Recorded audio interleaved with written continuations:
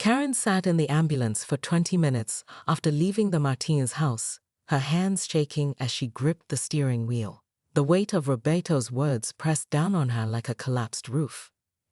Elena Martinez. She remembered that name now. The woman who'd organized the annual block parties that Karen had systematically shut down for noise violations and unpermitted gatherings. Her phone buzzed incessantly. Text after text from neighbors, all variations of the same theme. Karen, what the hell are you doing? The social media notifications were worse. #Ambulance Karen was already trending locally, complete with videos of her PA announcement and the confrontation with Roberto. She started the engine, needing to move to think, to escape the gathering crowd of phone cameras. But as she pulled away from the curb, Karen realized she had nowhere to go. The HOA office was just a spare bedroom in her house. Her friends, if she could still call them that, had been avoiding her calls for months. The ambulance felt different now. Not powerful, but absurd. A middle-aged woman playing dress-up in a vehicle she couldn't legally drive, enforcing rules that nobody wanted to follow. Karen turned onto Maple Street, where the Hendersons lived. Their trash cans were still out, 15 minutes past deadline. She planned to make them her second stop, but now the sight of those plastic bins filled her with an inexplicable sadness.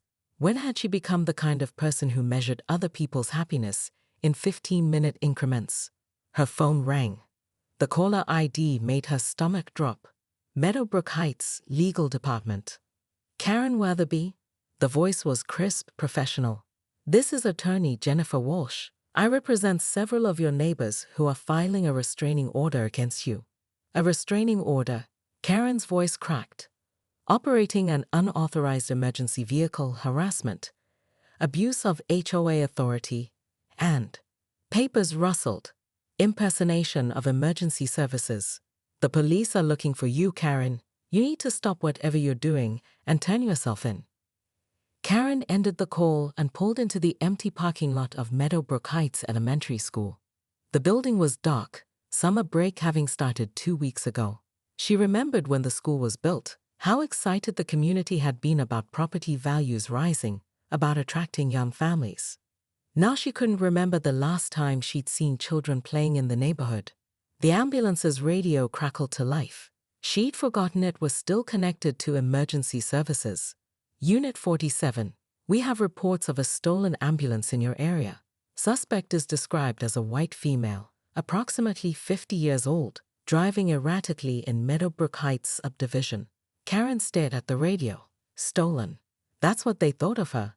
A thief in the night, stealing emergency services, stealing peace from her own neighborhood. She thought about Roberto's grandmother, Elena Martinez, planting oak trees while Karen wrote violation notices for unauthorized landscaping modifications. She thought about $47,000 that could have funded a community center or playground equipment, or literally anything other than this mechanical monument to her own isolation. The sound of sirens cut through the evening air, growing closer. Karen turned off the ambulance and climbed down onto the empty school parking lot. She could see the police cars turning onto Maple Street, their red and blue lights painting the neighborhood in familiar colors. In a few minutes, they'd find her. In a few hours, she'd be explaining to a judge why she'd thought buying an ambulance was a reasonable response to neighborhood complaints. But as she watched those lights approach, Karen felt something she hadn't experienced in years: relief. The weight of enforcing every rule, monitoring every blade of grass, policing every paint color. It was crushing her as much as it was crushing her neighbors. Her phone buzzed one last time. A text from an unknown number. Mrs. Weatherby, this is Roberto Martinez. My grandmother always said the best communities are built on second chances. Call me when you're ready to talk. Karen looked at the message, then at the approaching police cars, then at the ambulance that had seemed like such a good idea 12 hours ago. She had a feeling that whatever happened next, Meadowbrook Heights, was about to get very interesting. The sirens were getting closer, but for the first time in months, Karen Weatherby wasn't afraid of what her neighbors might think. Karen slammed on the brakes so hard the ambulance lurched forward, nearly launching her clipboard through the windshield.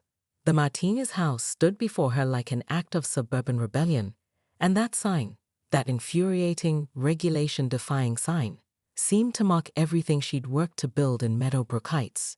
She activated the emergency lights, bathing the Martinez property in alternating red and blue. Within seconds, curtains twitched in neighboring windows. Good. Let them all watch what happened to rule breakers. This is HOA President Karen Weatherby, she announced through the PA system, her voice crackling with authority. Mr. Martinez, please exit your residence immediately for a mandatory compliance conference. The front door opened, and Roberto Martinez stepped onto his porch, arms crossed.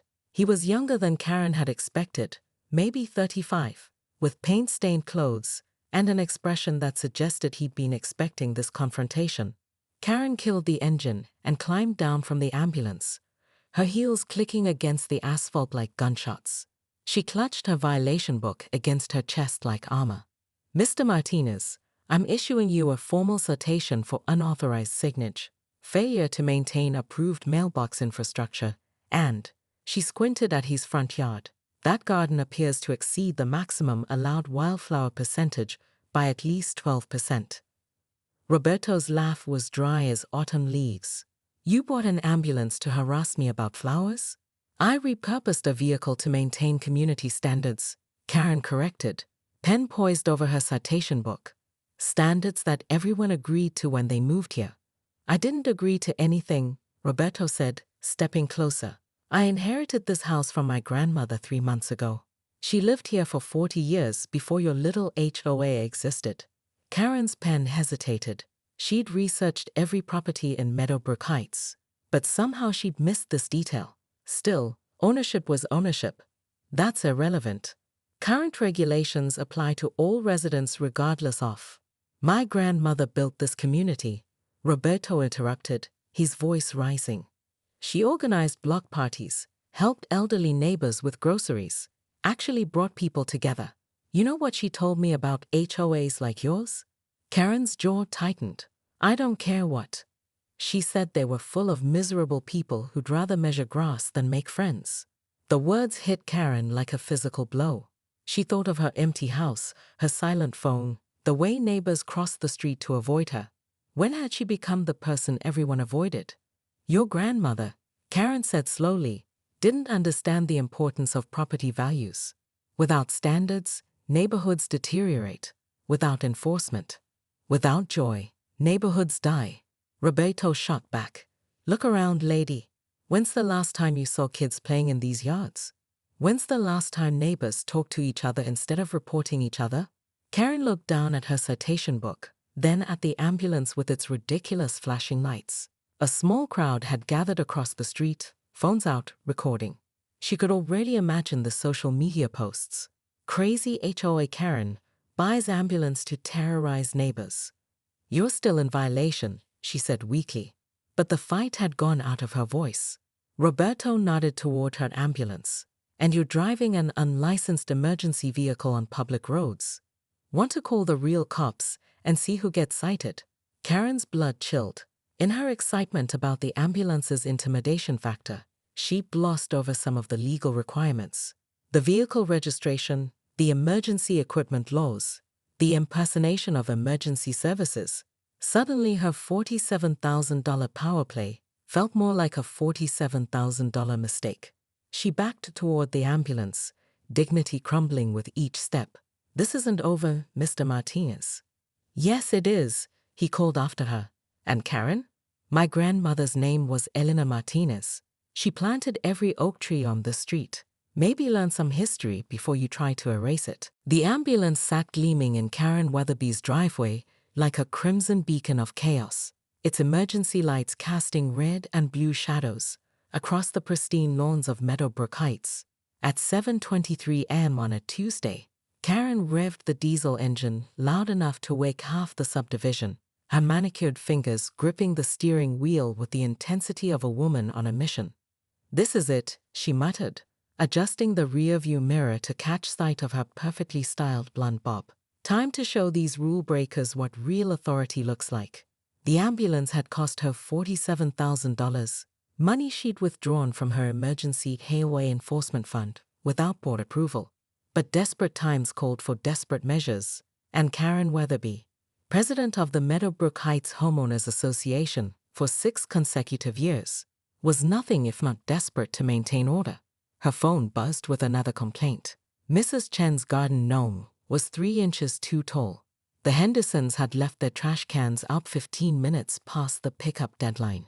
And don't even get her started on the Johnsons' unauthorized bird feeder that was clearly visible from the street.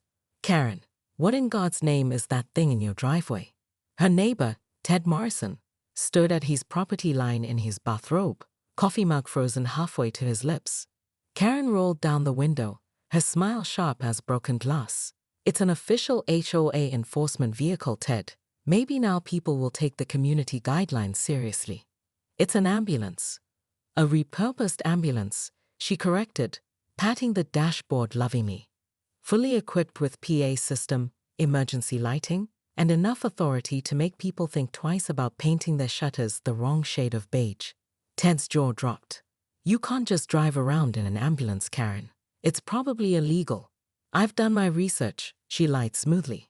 Besides, it's not technically an ambulance anymore. I've removed all the medical equipment. She gestured toward the back, where she'd installed filing cabinets full of violation notices and a portable printer for on-the-spot citations. Karen shifted into drive, savoring the weight of the massive vehicle beneath her. She'd always felt powerful as HOA president, but this was different. This was mobile authority, rolling justice, a 2-ton reminder that the Meadowbrook Heights covenants, conditions, and restrictions weren't suggestions. Her first stop would be the notorious Martin's house on Elm Street. Their mailbox had been showing rust spots for 3 weeks despite 2 written warnings. Karen activated the PA system, her voice booming across the quiet neighborhood. Attention residents of Meadowbrook Heights. This is your HOA president conducting routine compliance checks. Remember, property values depend on community standards. As she rounded the corner onto Elm Street, Karen's heart raced with anticipation. Finally, she had the tools to enforce real change. The ambulance's engine rumbled beneath her like a contented beast, and for the first time in months, Karen Weatherby felt truly alive. But as she approached the Martinez house, she noticed something that made her blood run cold. Their mailbox wasn't just rust-spotted anymore. It was completely gone. In its place stood a small sign that read, "HOA violations welcome here."